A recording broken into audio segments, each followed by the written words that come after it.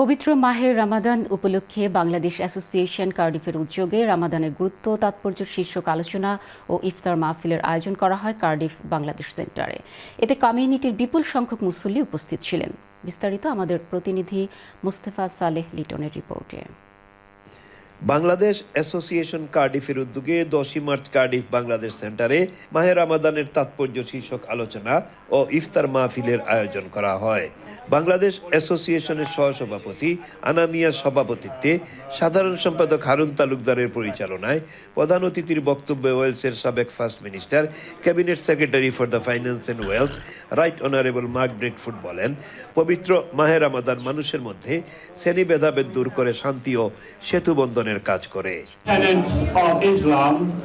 Of generosity, of peace, of tolerance in the world.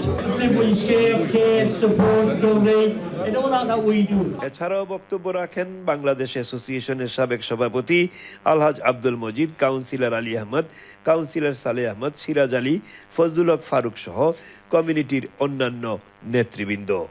কমিউনিটির বিপুল সংখ্যক মুসল্লির উপস্থিতিতে বিশ্ব মুসলিম উম্মার সুখ, শান্তি ও সমৃদ্ধির জন্য বিশেষ দোয়া করেন রিভারসাইড জালালিয়া মসজিদের ইমাম Maulana Abdul Muqtadir. Mustafa Saleh Liton, channel S news, Cardiff.